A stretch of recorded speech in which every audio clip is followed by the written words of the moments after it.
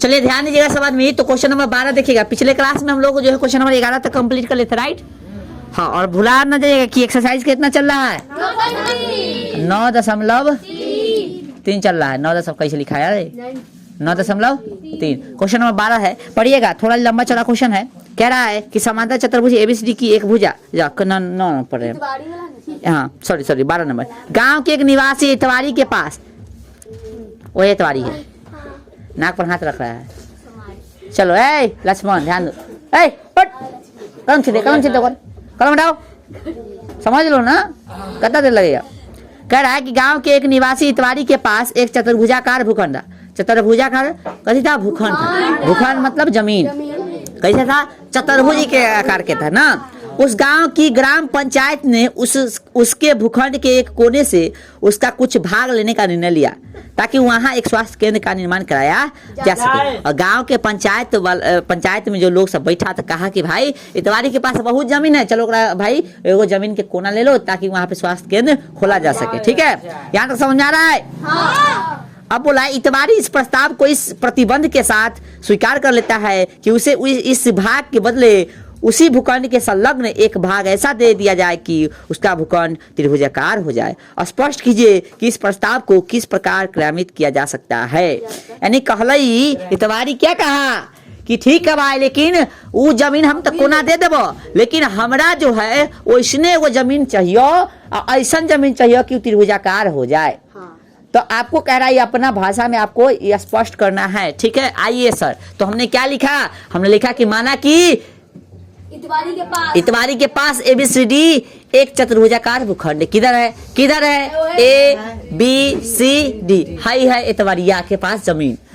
हाँ, रचना क्या किया हम लोग, मतलब अपना से कुछ करना पड़ेगा ना। तो हमने क्या किया, विकर्ण बीडी को मिला दिया, जो विकर्ण है ना इसको मिला दिया, रचना किया, सॉरी कहने गया यहाँ। ठीक है, इसको मिला दिया। फिर बोला बीडी के समांतर ए खींचे, ये जो बीडी था ना भाई इसके समांतर ए खींच दिए। ठीक है, ए है, दिख रहा है सबको। फिर देखिएगा तथा बीई को मिलाया, बीई को कथी किया, मिलाया। हाँ मिलाया, बी तथा एडी परस्पर ओ पर प्रतिच्छेद करते हैं। आप गौर से देखोगे कि बीई और एई, एई लिखा गया, एडी सॉरी, बीई और एडी एक दूसरे को कथी पर प्रतिच्छेद कर रहा है, ओ पर। चलिए तो आप समझिएगा, हम जानते हैं कि त्रिभुज बीसी वास्तविक त्रिभुजाकार भूखंड है। त्रिभुज बीसीई वास्तविक त्रिभुजाकार भूखंड किधर है, देखो त्रिभुज बीसी, बी कितना है, बी सी ई, ये वास्तविक त्रिभुजाकार भूखंड है। ठीक है, त्रिभुज एओबी स्वास्थ्य केंद्र खोलने के लिए दिया गया भूखंड है। और एओबी जो था एओबी, और ये वाला जो भाग है इस स्वास्थ्य केंद्र खोलने के लिए दिया गया है। अब जितना दिया है उतना ही लेगा, तो इसी के बराबर में कोई हमको साबित करना पड़ेगा बराबर। आइए देखते हैं, त्रिभुज एओबी के बदले इतवारी को त्रिभुज डीओई भूखंड मिलता है। यानी इतवरिया को कौन जमीन मिलता है क्या बदले में, डीओई। अब किधर है डीओई, डीओई। कहा कि भाई समाज ने फैसला किया कि तोरा हम ही जमीन दे देबो। तो कहने का मतलब बोला है कि वो वैसने चाहिए, उतने चाहिए, तो बराबर होना चाहिए ना। तो बराबर हमको क्षेत्रफल में कथी करना पड़ेगा, लाना पड़ेगा। तो हमने क्या किया, तो सिद्ध करना है फलानमा का क्षेत्रफल बराबर चिलनवा। ठीक है, अब आइए प्रमाण में एक ही आधार और एक ही समांतर के बीच है ना, त्रिभुज का क्षेत्रफल जब हो, एक ही आधार एक ही समांतर के बीच में जब त्रिभुज होता है तो उसका क्षेत्रफल कैसे होता है। तो गौर से देखिए, एक ही आधार बीडी तथा एक ही समांतर रेखा यही समांतर बीडी के बीच एबी सॉरी कथी त्रिभुज एबीडी तथा त्रिभुज ईबीडी स्थित है।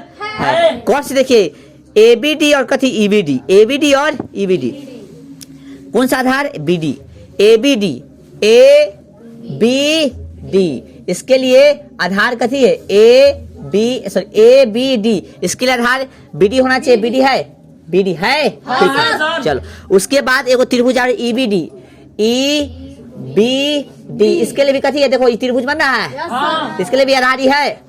और ई वाला और ये दोनों समांतर है, तो कह सकते हैं एक ही समांतर एक ही आधार के बीच में एगो ई त्रिभुज और एगो ई त्रिभुज, दोनों है ना भाई। चलिए गौर से देखिए, ए बी डी और ई बी डी, यानी एगो ई त्रिभुज और एगो ई त्रिभुज दोनों है ना भाई, एक ही आधार और एक ही समांतर के बीच, तो इसलिए दोनों का क्षेत्रफल, हाँ इसलिए दोनों का क्षेत्रफल क्या हो जाएगा बुआ, देख लो गौर से, दोनों का क्षेत्रफल बराबर लिख दिए। अब दोनों में से क्या किया, बीओडी घटा दी हमने, तो एबीडी में से बीओडी घटाना है, देखो एबीडी में से बीओडी घटा दिए, इधर भी ईबीडी में से बीओडी घटा लिए, तो आपको एओबी और डीओई मिल जाएगा। आओ फिगर में देखो, फिगर में देखो, एबीडी में से बीओडी घटाओ, ए बी डी में से कथी घटाना है, बी ओ डी, तो ये है ना भाग बचेगा,